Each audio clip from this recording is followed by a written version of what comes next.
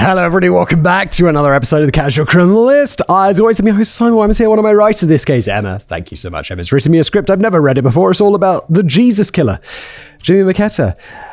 What is it? I'm trying to think of a clever joke. That's great. Go ahead, make your jokes, Mr. Jokey. Joke maker. But it's not turning out to be very clever because I haven't got a good one. But there's definitely a joke here about like Pontius Pilate or something, isn't there? A while back, Reddit user FreePressure8751. What are the odds? I mean, I know exactly the odds. It's 1 in 999,000, but that's my PIN code for my bank. Started a thread on... Just joking. Obviously, it's not. I'm not. I might be dim, but I'm not that dim. Started a thread on the r/Simon Whistler subreddit page named Calling for Degrading Names for Serial Killers. Oh, right. So, yeah, I'm always saying, like, you know, serial killers get names that are too cool, like the Stealth Bandit or Hyper Cool Killer, like stuff like that. Obviously not. That's, you know, a little bit superfluous. Not superfluous. What is wrong with my brain today? I can't think of the correct words to use at all. And instead calling them like the Ked Killer or the Small PP Killer, that kind of thing. Some of my favorite non-demonetizing ones were the Teeny Weeny Killer, Jack the Bedwetter, the Greasy Hair Psycho, the Mama's Boy Murderer, and the Flaccid Felon. The last was originally mentioned in the YouTube comment section of the Sam Little episode by AmyBunt91, and it was too good not to include here. Oh my god, I don't remember about Sam Little, but did he have a little problem getting it up? Since I'm not the most creative when it comes to coming up with nicknames, I asked ChatGPT, my best friend ChatGPT, to suggest a few for today's killer. Some favorites include the Woe Is Me Killer, the Pity Party Killer, and the Mopey Mo Murderer, and the Sad Sack Strangler. I quite like the Sad Sack Strangler, that's not bad. Unfortunately, there's a reason why today's sad piece of was named the Jesus Killer, and although calling him degrading names feels satisfying on some level, it doesn't quite help to convey the absolute terror that he wreaks on the small farming community that he hunted on for more than a year. This is the story of Jimmy Maketta, the Jesus Killer. Philippi. Please note, some of the quotes in this script were translated from Afrikaans and contained a lot of slang. So in some places, I paraphrased to make the quotes easier to understand. Thank you. Yes, understanding slang from other countries or from the past is really... I was recently reading a lot of Hemingway. Got into Hemingway. My problem, I think I've told this story before, but I got super put off like classic literature because of school. Like school makes you go through like all of these books and you have to read between the lines and all of this. Like, what is the author trying to say about the state of, you know, mid-20th century feminism or something? And you're like, oh my God, can't I just enjoy the book? And so I started reading Hemingway because I was like, well, I've heard it's pretty good. And I'm like, oh my God, classic literature's actually good when you don't have to overthink the shit out of it. And, but it's got some like old language in, and he keeps referring to people being tight. And I'm like, oh, Charles went out last night and got really rather tight. And I'm like, what? What do you mean? And it eventually dawns on me that tight is obviously like, contemporary language for being drunk. I'm like, they're getting tight. And so I kind of want to bring that back. I think it's cool. If you've ever flown to Cape Town International Airport, indeed I have, you've passed right over Philippi. It's located on the Cape Flats, the flat piece of land that is situated between Table Mountain and the Hottentots Holland Mountains, and is located between Mitchell's Plain, Grassy Park, Muizenberg, Stradfontein, and Gugulethu, okay? Over the millennia, the infamous Cape winds blew sand up onto the Cape Flats, forming a series of dunes where Philippi is currently located. One of South Africa's indigenous tribes, the nomadic Cocoon or Khoi, used to bring their cattle down to the Cape Flats between September and October every year to graze, but for thousands of years the area remained uninhabited. When the Dutch arrived in 1665, they preferred to settle on the fertile lands around Table Mountain itself. Strange that. It's like, would you rather settle in the desert where there's just sand and nothingness, or would you rather do it on the fertile plains? The fertile plains sound better. And in 1811, the British settlers complained that the constantly shifting dunes on the Cape Flats made travelling into the interior difficult. Between 1833 and 1883, the British enticed 3 groups of German farmers to immigrate to Cape Town, and they settled in the area known as the dunes. The Germans tackled the challenge of growing crops in the sandy soil with their trademark German determination and grit, and within 3 generations developed the no-tilling method, which would eventually turn the sandy soil into fertile farmlands. I like that the Germans hear that. The Germans go there like, we'll take the sands and we'll fix this.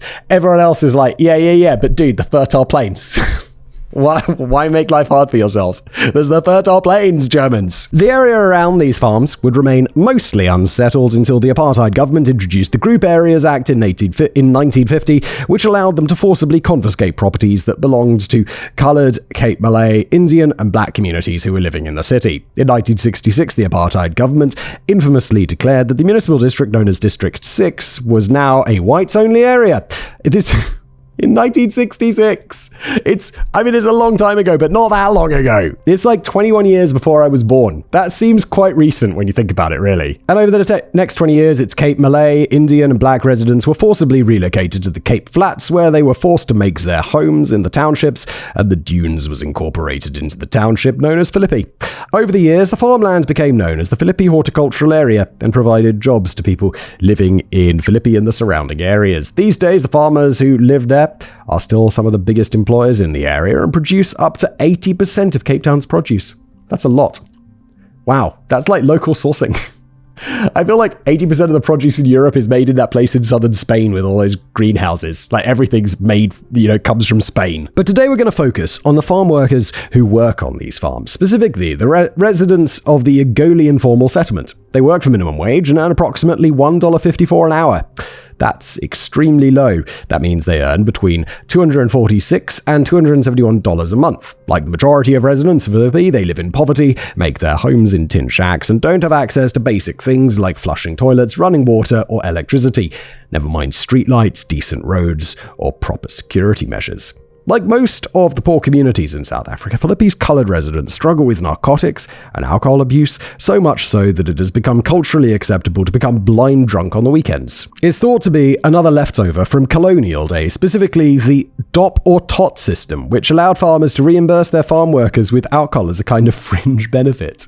Wait, is that to reimburse farm workers? Is that we can pay you in booze instead, or is just like the booze is a bonus? This led to coloured farm workers in the Cape becoming alcoholics, which in turn led to alcohol-related trauma, malnutrition, and fetal alcohol syndrome in babies, and only served to keep the farm workers poor and easily controlled. Yeah, this is not a good thing. Like, I remember it's a story that really stuck with me. I don't know why, because it's I'm going to tell it anyway, but it's objectively quite boring.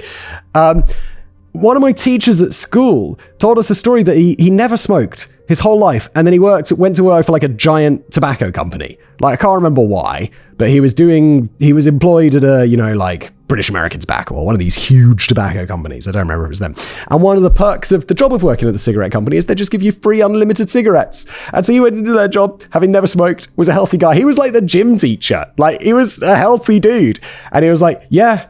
And then I developed a massive smoking problem because they just gave that shit away for free, and I just went up to like packs a day because it was free. Funnily enough, he was South African. It all comes full circle. The DOP system was officially outlawed in the 1960s, but some sources explain that until at least 10 years ago, it was still common practice for wineries in the Western Cape to give their employees bottles of cheap wine as a fringe benefit. Wait, if I worked for a vineyard and I didn't get free wine, I'd be pretty disappointed. And they were like, we can't give it away for free, it's against the law. And I'd be like, oh, for fuck's sake, government. And now I'm realizing that, wow, that would just turn people, and possibly myself, into a raging alcoholic. But I'd also be like, wait, if I worked at the chocolate factory, they'd give me free chocolate, wouldn't they? If I worked at the YouTube factory, they'd give me free YouTube Premium, wouldn't they? Oh, wait, no, they wouldn't? Not at all? Unlicensed bars called she-beans are also an easy source of cheap alcohol, and as a result, the coloured communities in the Western Cape still have an alcohol abuse problem to this day. The people living in the Agoli informal settlement live it up during the weekends. Big bonfires are made, loud music is played, food is shared, and a fun time is had by all, but it's also not uncommon for fights to break out or for men to drag unwilling women into dark corners for not so fun time. I'm like, this started off being like, awesome. They're making bonfires, sharing food, having like some loud music. This sounds like a great time, except for all the what the fuck? And every now and then someone is stabbed or their body ends up drifting face down in one of the many irrigation dams that supply waters to the farms. Oh my God, this started off so good and now it's like, I'll just murder. Then the police would be called, the body would be taken to the morgue, and life would go on. But in 2005, the number of mutilated bodies that were being discovered lying in bushes or drifting in the irrigation dams spiked. People started to complain that someone had tried to attack them while they made their way home at night, and more women began reporting being sexually assaulted. But despite numerous reports to the police, nothing was being done to stop it. According to A.B. Fransman, one of the community leaders in the Agoli informal settlement, quote, "Some of the people from the farms came to my office. It was a small office where I did my community work from. They came here and said to me, 'Arby, we've got a problem.'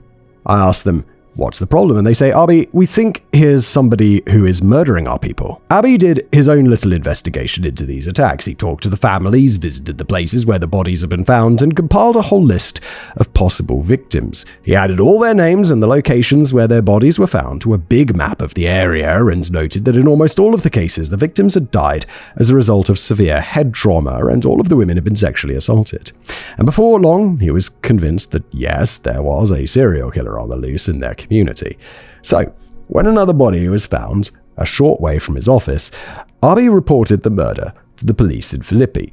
But just like they'd done in the past, the Philippi police only sent a van to collect the body and take it to the morgue. No one came to question the family. They didn't ask if anyone had seen anything, and the victim's death was written off as the result of just another drunken brawl in one of Cape Town's poorest communities. It's like, oh, it's just a drunken brawl. Those don't count as murder, especially in the coloured community. Fucking hell, police, come on now.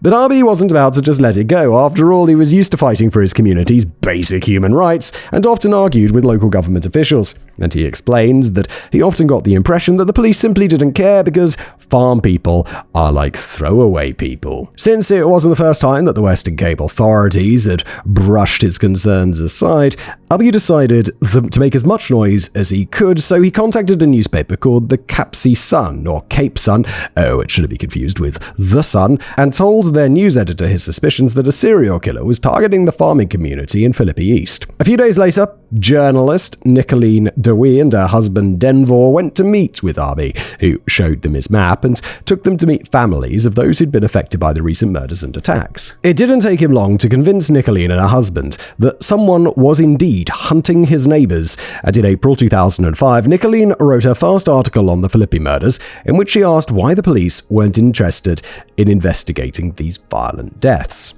Then, another woman was attacked. Her name was Bonnie Schwartz, and she would later opine that she'd been on her way to buy some groceries late one afternoon when a man stepped out from the bushes ahead of her and blocked her path. According to Bonnie, "I saw the man jump out from the bushes. He was busy buttoning his pants. I told him that I don't know him. What is he looking for? So he told me that he'd been watching me coming from far away." The man informed Bonnie that she was going to give him what he wanted, and he wanted to have sex with her. He grabbed Bonnie and dragged her into the bushes. He pushed her down onto the ground, and when she continued to struggle against him, the man grabbed a piece of brick and hit her over the head. Bonnie was faintly aware that he'd dragged her deeper into the bushes, and by the time they finally came to a stop, her back and sides were covered in burns and scrapes. When we got there, he started to tie my hands around a tree. Then he took off my clothes, my shoes, my socks. He took everything off. I was tied to the tree. Then he sexually assaulted me 4 times. I was nearly dead. Afterwards, the man took Bonnie's cell phone and the little bit of cash he had on her and left her there to die. Before long, Bonnie's cell phone started ringing. Quote, "My children were calling to ask where I was. They heard a stranger's voice on the other side. It was him. He told them they could find my body by the cabbage patch, that I was already dead." Her family and neighbors went to look for her, and they found her lying naked in the bushes, but she was still alive, and they reported the attack to the police. Bonnie described her attacker as being fairly tall and well-built. He was a colored man like her, but he wasn't a local, since she hadn't recognized him. A week or so later, another body turned up. It belonged to Nolandiso Sono, and she had been sexually assaulted, then strangled, and her body was discarded in some bushes. On the 6th of May 2005, Elsby Jarvis, her boyfriend, and their children were heading home when they realized that a strange man was following them. Quote, "We didn't know who he was. We'd never seen such a tall man on the farm. When my boyfriend approached him, he ran. He wasn't far from the house when the fog rolled in. My boyfriend ran after him into the fog, and I shouted for him to come back because we didn't know whether the man was armed. Maybe the man could hurt him. You never know. They hurried home, and when Elsby went to check on her mother, Mina Jarvis, she was gone. It wasn't like Mina to leave the house on her own, and Elsby insisted that they go out to look for her. But her boyfriend and neighbours told her that it was no use. Because of the fog, visibility was low, and since they suspected that the stranger they'd seen was the man who had been attacking their neighbours, they'd only be putting themselves in danger if they went looking for Mina. Well, yeah, but they also might find her still alive. Elsby and her family waited for Mina to return home that night, but she never did. The next morning was Mother's Day, and since no one had heard from Mina yet, they went looking for her.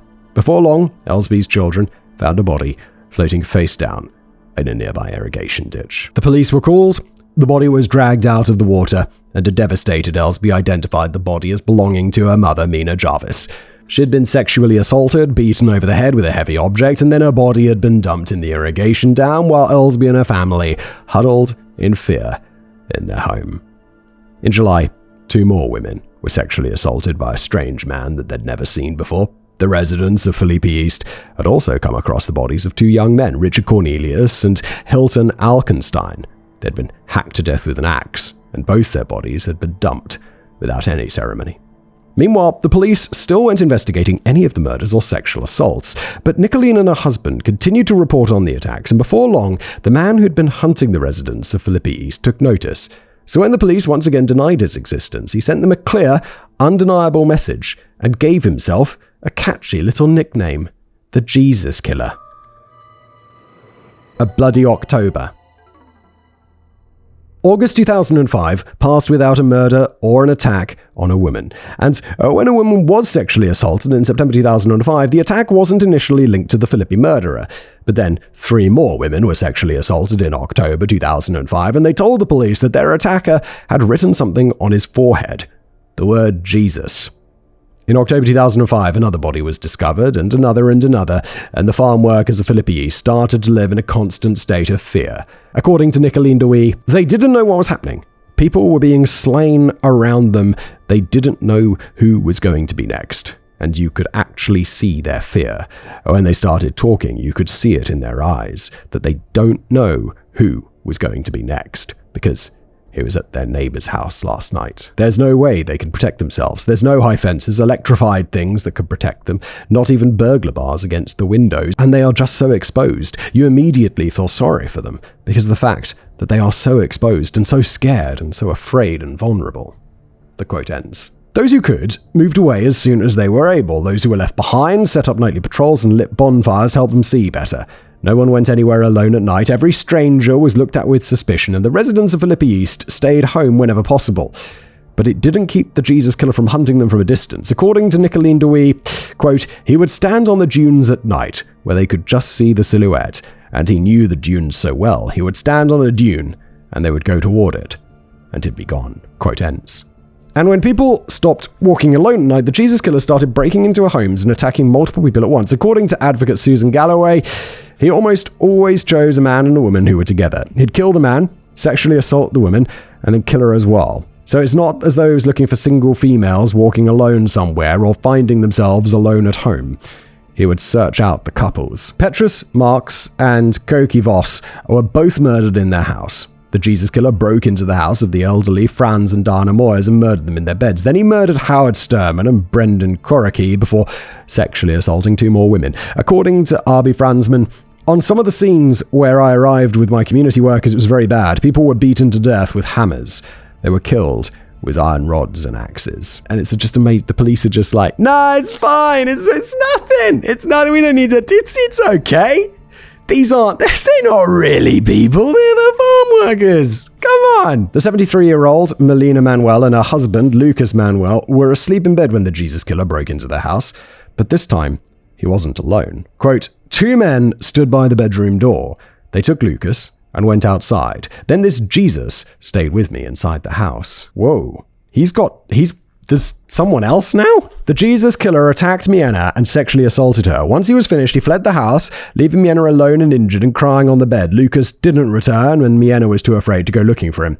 When the sun finally rose, she got out of bed and found Lucas's body and the body of their neighbor, Goodman Luhei, a short distance from their house. Both men have been brutally attacked with an axe. So far, the Jesus Killer had already murdered at least 12 people, 8 of them in October alone, and when more than one newspaper started reporting on the murders, the police finally took notice and started investigating them.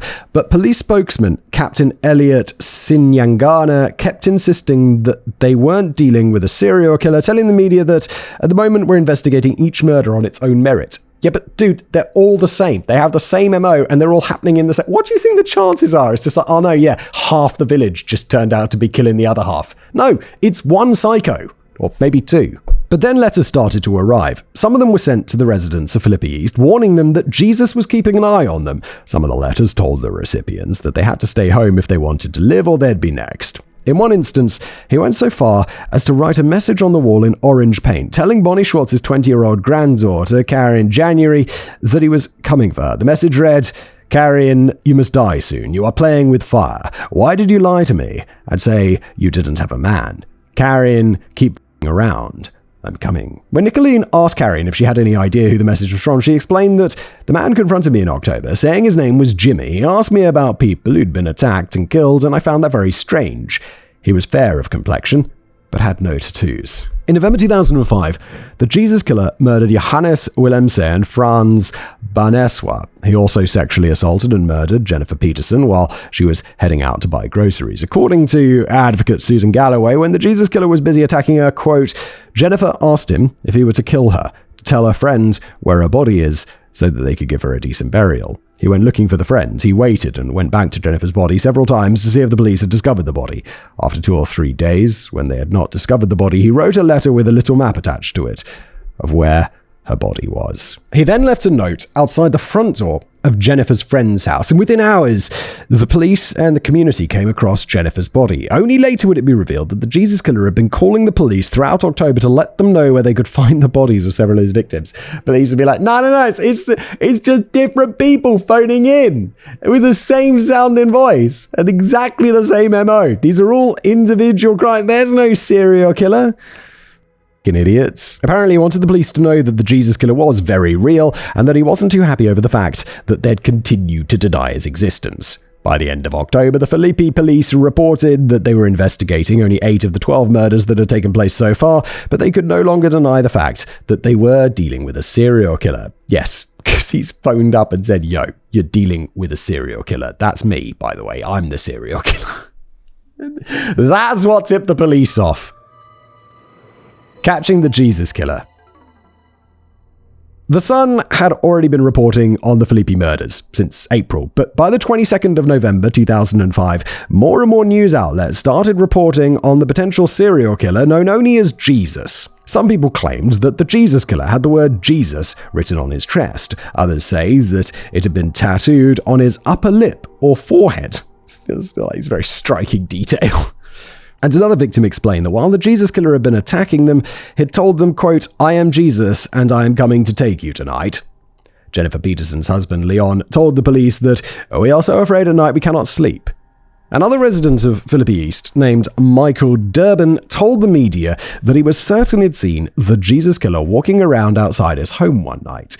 He claimed to have run after the killer and that the two of them were then involved in a struggle. Quote, I'm convinced it was the murderer because he had an evil look in his eye and fought as though he wanted to kill me. I hit him with a piece of iron and wrestled with him. I became weak and he managed to get away. A farm worker named Johannes Slabert showed off the note he'd found outside his front door, in which the Jesus Killer told Johannes that he knew who he was and what he looked like. And an unarmed woman told the media that she and her boyfriend Frans Baneswa had been asleep when the Jesus Killer threw a concrete block on the corrugated roof of their tin shack. The tin roof collapsed and the Jesus Killer jumped down into their home. He'd murdered Frans with an axe and then sexually assaulted his girlfriend before he left the house. The girlfriend told the media that, I begged him not to kill me. The police still had no idea who they were looking for. And in an article published in The Sun on the 24th of November 2005, Nicolene Dewey claims that the only link between the killings was the fact that the victims had biblical names like Lucas, Petrus, or Peter, and Johannes, aka John, which honestly is grasping for straws here, since only 4 of the 25 confirmed victims of the Jesus Killer had biblical names. So that's not a link. Police, really working hard on this one, aren't you, police? Doing a really good job. You're doing so good. Nicolene also claimed that Jesus was suspected to be the leader of a gang, since at least one victim had said that they'd been attacked by more than one man, including Carrion's description of the fair-skinned Jimmy. To quote, "The gang apparently comprises a Rastafarian, a tall thin man who has a fair complexion and a dark-skinned bald man with a moustache. The gang is believed to be responsible for at least 8 murders in the area. At least 5 women, including a 73-year-old granny, have been sexually assaulted. The gang's murder spree apparently started in April, according to farm workers. While the police are aware of 8 murders, farm workers believe the figure is closer to 13. And now that more and more media outlets were reporting on the serial killer that was hunting the farm workers who lived in Philippi, the police came under a lot of pressure to solve the case and catch the Jesus killer. Finally! Gonna do some police work, are we? Excellent! On the 1st of December 2005, news outlets reported that the police had arrested a suspect. According to a police statement, the police had scoured the bushes and dunes in Philippi and had arrested a man who'd been living rough in the area. According to a witness, John Cluter, the police had chased the man onto a farm at around 10 that morning, where he was confronted by at least 30 farm workers who then proceeded to deliver a little bit of mob justice.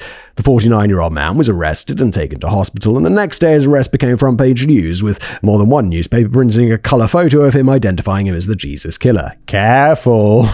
The 49-year-old repeatedly told the police that they had the wrong man, but they insisted that he was the Jesus killer. He would later tell journalist Milani Venter that, quote, "A policeman pointed his finger at me and said, 'You'll make me a captain.'" Yeah, it does seem that they're just randomly guessing that this is the dude, and then they're telling the press this, and the press are then like allegedly slandering the shit out of him. Being like, "Look, you are the Jesus killer." It's like, for fuck's sake, I'm not. I'm not the Jesus killer. Fucking prove it! But despite his continued insistence that he had nothing to do with the murders, the police continued to build a case against him. Well, I mean, that's fair enough. You'd be like, "No, I didn't murder anyone." The police would be like, "Oh, okay, I guess I'll take your word on it then, fine." However, the residents of Philippi East weren't convinced that the police had the right man. Nicolene Dewey showed his photo to the victims of the Jesus killer, and they all told her that he wasn't the man who had attacked them. Abby Franzman even went so far as to tell the media that his neighborhood watch groups were still patrolling the informal settlements, since he also didn't believe that the police had the right man, and pretty soon the media were asking whether or not the police had in fact arrested the Philippi Jesus killer.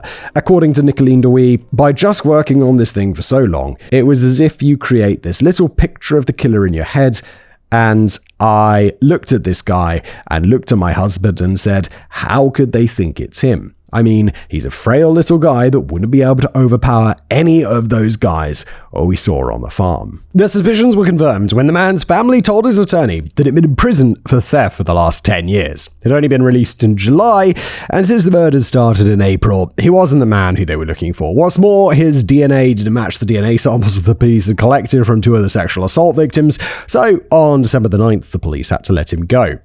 Oh no, they had to let him go after his DNA didn't match up. Police are like, we really thought we had you. If only you weren't innocent. But in a press statement, Captain Elliot Sinyangana claimed that his release was only temporary. The man has been released but may be arrested again if forensic evidence can be linked to him. Well, yeah, but the forensic evidence he had didn't link it to him at all. It exonerated him. It's the opposite. But the National Prosecuting Authority wasn't pleased, and the state prosecutor suggested that they should assign the case to Captain Jonathan Morris, who was one of South Africa's top detectives at the time. He'd become a police officer when he was just 19 and had 28 years worth of experience. He'd also been based in Philippi when he was younger, so he was familiar with the area. Captain Morris appointed a team of 13 detectives to help him sort through the various case files that he had been handed, and within a few hours, it was clear that the Philippi police hadn't done a proper job when they'd investigated the murders. You don't say, do you? Vital evidence had been left behind, sexual assault victims hadn't been interviewed, witnesses hadn't been allowed to make statements, and some of the evidence hadn't been properly processed. It's all shocking news, isn't it? So Captain Morris and his team started from scratch. They went to meet with the victims, took down statements, and collected new pieces of evidence, like the letters that the Jesus killer had written to the residents of Philippi East. And that's when Captain Morris and his team heard about the cell phone. The phone had been left inside the home of Franz Barneswa, one of the Jesus Killer's last victims. Franz's girlfriend had told the police that it had fallen out of the pocket of the man who'd attacked them and had happily handed it over to the police. It was a cheap cell phone, and since this was back in 2005, it didn't have internet and was limited to sending text messages and making calls. The past. It was the worst. It had been tagged and bagged, but it hadn't been processed, so Captain Morris and his team charged it and turned it on. Captain Morris looked through the contacts and noted that the phone number's owner called the same number several times, so he dialed that number, and a young man named Daryl answered the phone, saying, "Dad?" Captain Morris told Daryl that he wasn't his dad, but that he'd found his father's phone and was looking for him. Daryl told him that his father, Jimmy Maketta, didn't live with him anymore, and the last time he'd heard from him, he was working as a painter in the affluent suburb of Constantia in Cape Town. Is this really how he gets busted? It's so fucking dumb. And the police did there was just no... The original police, if you'd have just done this basic effort, you would have solved this, and people wouldn't have died. You f***s. He hadn't heard from his father in several weeks and had gotten worried since he had no way to contact him. Captain Morris then reassured Daryl that he'd find his father for him. You're goddamn right he will, but you ain't gonna be seeing him for a while, Daryl. And Daryl then gave Captain Morris his father's last known address, which led the police to a house in the affluent suburb of Constantia where Jimmy was busy with a paint job. The 41-year-old Jimmy Maketta was arrested on the 20th of December 2005 and told Captain Morris that he'd been living in a bush. He took the police to his campsite, where they confiscated his food and clothing before they took him to Belleville South Police Station for questioning. You don't even need to question him. Just get his DNA. Just get that swab and just run it against the DNA samples that you got from the victims. Boom. Don't do questioning when you can just do DNA. I mean, just find out. Science that shit. According to Captain Morris, it didn't take long to get Jimmy talking. Captain Morris told Nicole Engelbrecht, the host of the podcast True Crime South Africa, that most detectives make the mistake of treating their suspects like criminals. The big fatherly Captain Morris made a point of treating Jimmy Maketta like a person, brought him something to eat and drink, and showed Jimmy the cell phone that they'd found in Franz Barneswa's home, as well as the letters that the Jesus Killer had sent to the residents of Philippi East. According to Captain Morris, Jimmy denied being the Jesus Killer for about 5 minutes, but then he not only confessed to the 8 murders that Captain Morris had already been investigating, but also to 4 others. He drew maps to show where he'd dumped the bodies, pointed out the location of a body that hadn't been discovered yet, and after he signed his confession, Captain Morris read him his rights and sent him to the police cells for processing. What are you doing? Where's your lawyer at? According to Captain Morris, Jimmy was proud of his actions and became excited when he described how he'd assaulted and murdered his victims. Quote, "It was as if he was on the scene again. So pleased was he." What the f***? It was me. When defense attorney John Vrieselaar was told that he'd been assigned a new client, he had no idea that his client was suspected of being the infamous Jesus Killer. He read the preliminary charges and talked to the state prosecutor to find out what evidence the state had against his client, and soon he realized that they didn't have much. I mean, yeah, but he's fully confessed to it. He's bragging about it. Also, DNA. Run that DNA. To quote the attorney, "It seems as if they had a prima facie case against him. They were still busy investigating and putting all the clues together, looking for witnesses to come to the fore and say that he is the person they're looking for."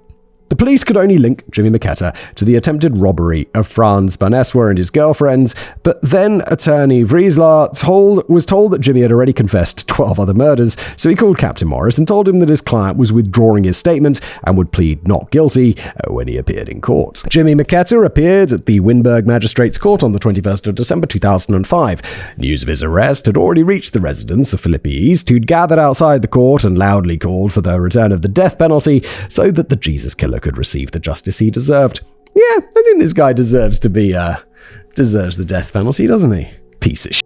According to attorney Vrieselaar, he was surprised by the angry crowds that surrounded the magistrate's court that morning. Quote, "I didn't know that it was such a high-profile matter itself. I approached the building and saw people standing outside with placards saying, 'No bail to the Jesus Killer,' and when I went inside, the courtroom was packed."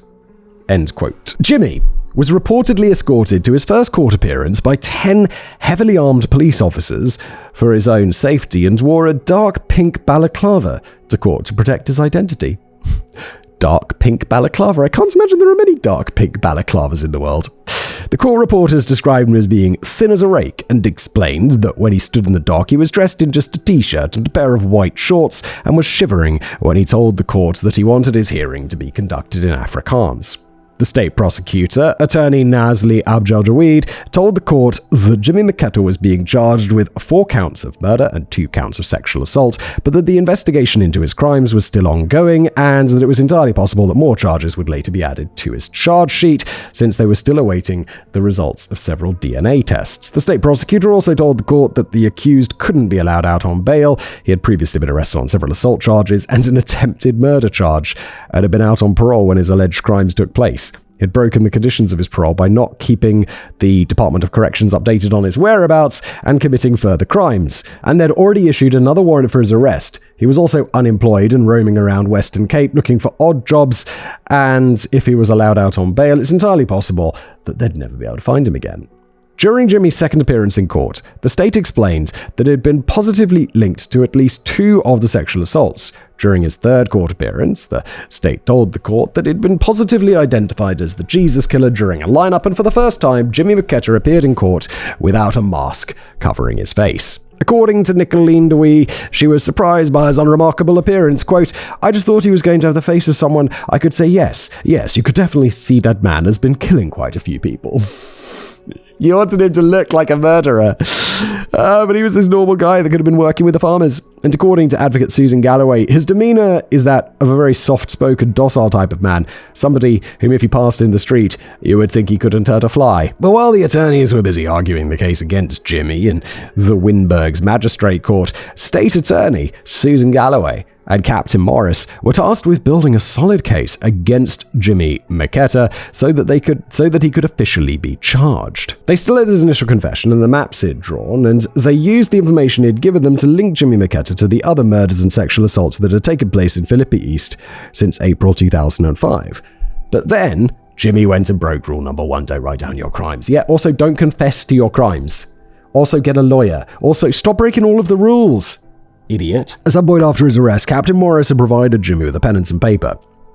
And Jimmy had used his downtime to write several letters, one to the Sun newspaper, one to the Voice newspaper, one to Captain Morris. In these letters, he once again confessed to all the murders and confirmed that he was in fact the Philippi Jesus Killer. He then wrote another letter to his new bestie, Captain Morris, in which he detailed all of his crimes, as well as 3 others that he'd committed way back in the 1990s. What an idiot. I can only imagine that Admiral Riesler swore profusely when he heard about the letters. When he asked Jimmy why the f*** he'd write down his crimes, Jimmy told him that Captain Morris gave him paper and told him to write a letter, and Mr. Maketta wanted to write. Oh my god, how dumb can you be? According to advocate Galloway, Jimmy had given them everything they needed to link him to the Philippi murders. Yeah, no shit. He wrote down explicit details of all of his crimes. In the letter he wrote to Captain Morris, he also attached a very detailed map of the area where the last incidents occurred. He indicated where his campsite was, where the houses of some of his victims were, where the irrigation dam was, where he threw some of his victims, the routes that they took. He told Captain Morris how he'd sit on the dunes and watch the residents of Philippi East as they drunkenly stumbled home at night. He explained that he would watch them for weeks, learn their habits, and when they were most vulnerable, and when the opportunity to attack them presented itself, it was as if a lion woke up inside of him and he'd hunt them down and kill them like a fucking psycho. He blamed his actions on his ex-wife and told Captain Morris that she didn't want to see him and did her best to keep his children away from him. His anger at her motivated him to kill, and every woman he assaulted and murdered was just a substitute for her. Yeah, no, it's not my fault, it's my ex-wife's fault. She's the reason I'm a murderer. Yeah, but you're still a murderer. And he's like, oh no, you should let me off because of this. And in explaining this, Jimmy Maketta led the police directly to his ex-wife's house. A troubled past. Jimmy Maketta was born in Grabo in the Western Cape in 1965. He was one of 15 children, and his family was extremely poor. He told a psychiatrist named Dr. Larissa Panieri Peter that his parents were abusive, and Jimmy grew up neglected and angry at the world. He often took his anger out on his neighbors' pets, regularly got in trouble for starting fights with the neighborhood kids, and ran away from home on multiple occasions, during which time he'd rob others to support himself. Oh, he's got that psycho back record, doesn't he? Jimmy met Janetta when he was 20, and for the first time in his life, Jimmy had someone who loved and cared for him.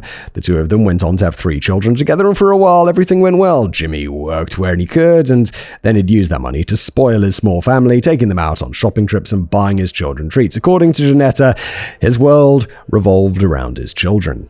After the birth of their second child, the two of them got married, and it was like a switch was flipped in Jimmy's head. It was Thursday when we got married at the court in Mitchell's Plain. That same night he started to fight with me. My blood stayed on his sister's bedroom walls for more than 2 years. What the fuck? Wait, what? Janetta explained that he'd beat her so badly that he'd break bone. Her family were worried about her and would send someone to check up on her every week, but Janetta still loved Jimmy and believed that he'd soon return to being the caring man she'd known before, despite the numerous times he'd already been arrested for theft and housebreaking. But then she found out that Jimmy was having an affair, and it was the last straw. Janetta took her kids, divorced Jimmy, and moved away, making sure that Jimmy wouldn't know where to find them. Excellent move. Well done. You made a good decision. And it's not your fault that he later became a murderer, despite the fact that he blames it on you. It's his fault because he's a fucking psycho. After the divorce was finalized, Jimmy moved into the house of an old childhood friend of his, Anna Arenza. Just like Janetta, Anna was treated to the best of Jimmy's personality at first. She was spoiled and adored, and when Jimmy asked her to marry him, Anna said yes. But once again, that switch flipped once she was officially his wife, and Jimmy started taking his anger out on her. Quote, "He brutally assaulted me. My head was full of holes. My face, the bloodstains would sit on the walls and doors from the ways that he hit me. One Monday, he went on as if he was possessed. He was screaming like a mad pig. I got stuck on the barbed wire fence that night. He ripped me off the fence. My clothes were ripped. That Tuesday, a friend called my mother and told her to come and see if I was still alive." End quote. Anna kicked him out. Jimmy was once again homeless, but he kept on assaulting women and robbing people to support himself. In March 1996, he murdered and sexually assaulted Ida Kleinsmith. He murdered and sexually assaulted Samantha Lotz in July 1998 and murdered and sexually assaulted Louisa Goliath in December 1999. He was never suspected of their murders, and he was never arrested for them. But he was arrested for attempted murder shortly after. When he was released on parole in 2005, he went to live with his sister in Mitchell's Plain for a while. Then he moved to Philippi, where he let the lion loose and started hunting Philippi's residents like sheep. For those few months, Jimmy Maketta lived in the dunes. He did some odd jobs to keep himself fed and easily fit in with the local community. When he left Philippi East in July 2005, he spent the next 2 months terrorizing the citizens of Mitchell's Plain, where he sexually assaulted several women before returning to Philippi in October 2005 and dubbing himself the Jesus Killer. Once things started heating up in Philippi in November 2005, he left for Claremont, where he murdered a homeless man called Michael Mandler and buried his body in a shallow grave. Even though he had no idea exactly how many women he'd sexually assaulted in his life, he did remember all of the murders he'd committed, every single one, in detail. Infamous. Jimmy Maketta's last hearing in the Wynberg Magistrates Court took place on the 19th of January 2005. Advocate Susan Galloway, Captain Morris, and his team of 13 detectives had spent the 3 weeks in between his hearings building a strong case against Jimmy. And that morning, senior prosecutor Deirdre Rousseau plunked a series of files down in front of the court and explained that Jimmy had already confessed to 13 murders and 22 sexual assaults. As proof, she presented the series of letters that he'd written to Captain Morris and the media, at which point Jimmy realized that he'd fucked up. Yeah, no Jimmy. Your lawyer be like, when your lawyer's like, oh, for fuck's sake, you know you fucked up, bro. And you know that Vriz guy, or whatever his name was, is definitely being like, oh, for fuck's sake. The court heard that Jimmy Maketta would be charged with 22 charges of sexual assault, 13 murders, 5 incidents of housebreaking, 4 serious assaults, 3 cases of attempted murder, 2 of kidnapping, and 1 charge of aggravated armed robbery.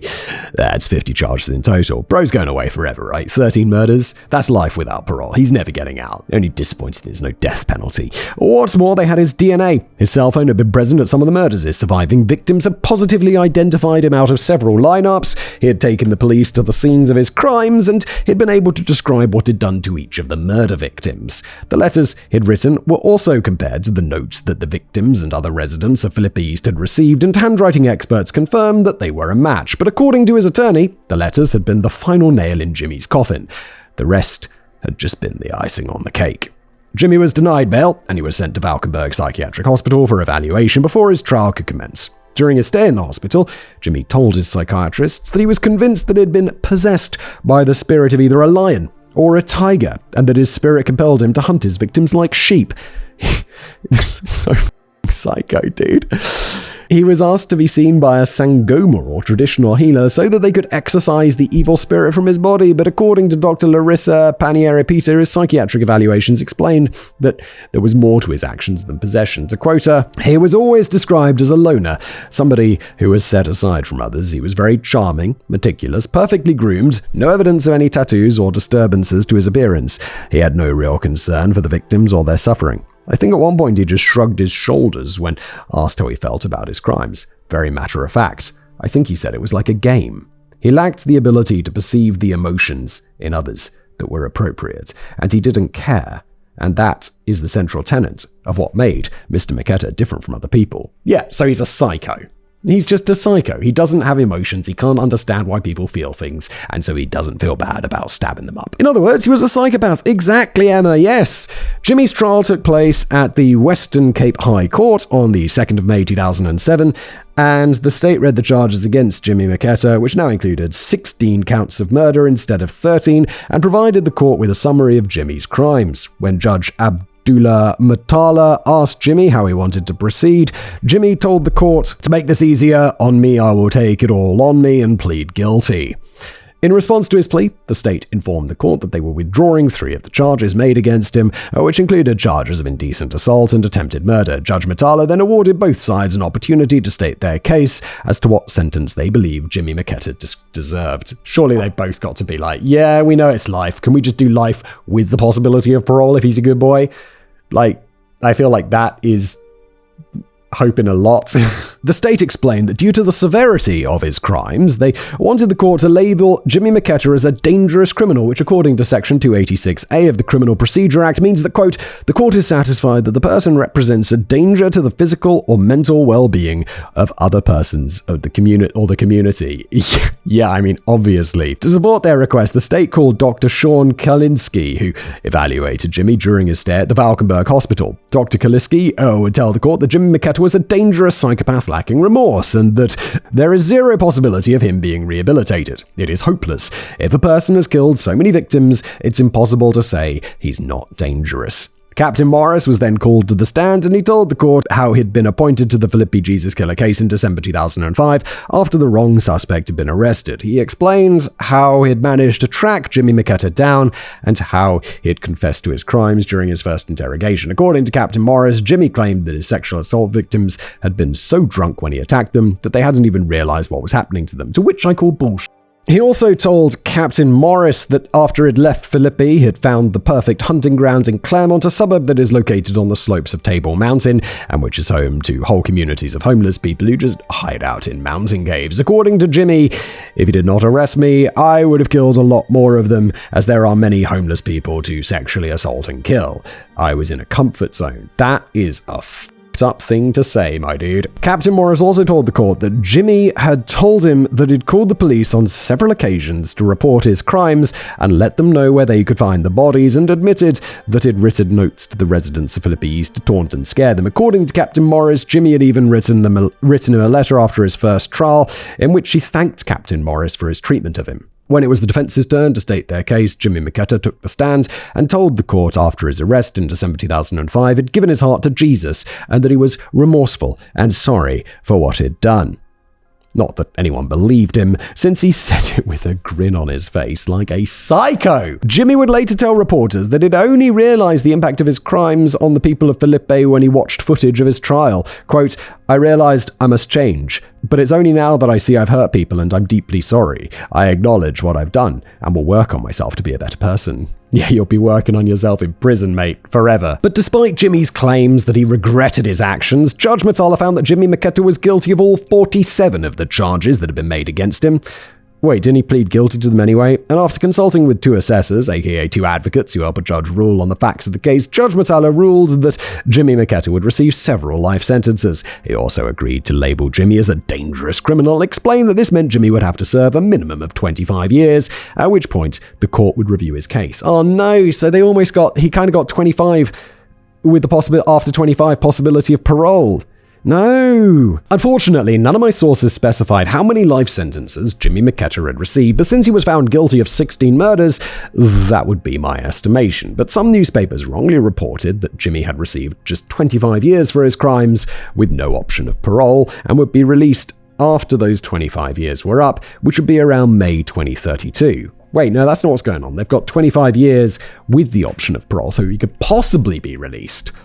But surely not. When the residents of Philippi heard this, they lost it and shouted at bystanders and the media who'd gathered outside the court in outrage, with multiple women loudly explaining that the children of Philippi East were still talking about the monster who'd murdered their parents and that Jimmy obviously felt no remorse for the lives he'd taken. He can't feel remorse, he's a psychopath. But in her podcast, True Crime South Africa, Nicole Engelbrecht explains that in other criminal cases, the Department of Corrections becomes a convicted criminal's custodian as soon as they're sentenced, and they usually decide whether or not a prisoner can be granted parole, at which time they'd appear in front of a parole committee. This means that the judicial system doesn't have any say in the matter, even if the judge has pointed out during his sentencing that the convicted criminal should never be released from prison. But in the case of a dangerous criminal, the convicted criminal has to appear in front of a judge once their minimum sentence has been served, which means that once those 25 years are up, the 67-year-old Jimmy Maketta will once again undergo a psychiatric evaluation before he appears before another judge for another trial, during which all of the original evidence against him will once again be presented to the court. That seems like a bit of a waste of time. If the judge finds that he's still a danger to society, Jimmy Maketta will be sent back to prison for yet another fixed prison term. And since Jimmy has been labelled as a dangerous psychopath who's unlikely to ever be rehabilitated, the likelihood of him being released from prison is slim. Good. And just like that, Jimmy Maketta's reign of terror was over, but the residents of the Agoli informal settlement continued to live with their nightmares and continued to harbour anger at the police officers whose inactions led to the deaths of so many people. All these years later, information on Jimmy's crimes is hard to find, but he's still remembered as one of South Africa's worst serial killers. And to think, if R.B. Fransman hadn't insisted on making his voice heard, if the media hadn't continued to question the police's inaction, and if Captain Morris hadn't found that cell phone, Jimmy Maketta might still be out there, murdering and assaulting women to his heart's content. According to Nicole Engelbrecht, how many more predators are out there, purposefully preying on vulnerable communities? Because not every area has a Jonathan Morris. I'll tell you, it's going to be a few, isn't it? It's not going to be zero. There's plenty of psychos out there who are not writing down their crimes and just kind of getting away with it. Dismembered appendices. 1. In the Absolute Crime documentary, The Jesus Killer, The Haunting Tale of Jimmy Maketta, Janetta explains that Jimmy had paid her a visit shortly before his arrest. In a letter he wrote to her before his trial took place, Jimmy claimed that he planned on murdering her too, and then asked her to tell his children that he's only going to rest for a while, and then he'd be back. Number 2. Despite several claims that Jimmy had more than one accomplice, no one was ever arrested. Oh yeah, I forgot about the accomplice, and Jimmy never admitted to working with someone else, which led many to believe that there had been another group of people who had been preying on the residents of Philippi at the time, or like a copycat possibly. 3. During my research, I came across several articles on R.B. Fransman, which reported that until at least 2007 he was still actively fighting for the rights of the people who lived in the Agoli informal settlement. Good, what a legend. 4. After spending 39 years hunting criminals, Captain Morris retired from the police force in 2016. He told Norman Cloete from Weekend Argus that in 2001 he'd also been responsible for capturing Asanda Benizi, another serial killer who turned Philippi into a hunting ground between June and August 2001. Benizi was found guilty of 14 murders, 4 sexual assaults, 2 armed robberies, and according to Captain Morris, quote, "Despite the many murders and highs and lows of my career, there is no greater feeling than when you catch a suspect. That is a feeling that money can't buy." And 5, lastly, a shout out to my fellow South African, to Lou, for suggesting this case. Yes, thank you, and that's where we end today's episode. Thanks for being here. If you're listening to this one, I'll leave it a review. Give us a 5-star on Spotify or wherever you get your podcasts. And as always, I'll see you next time.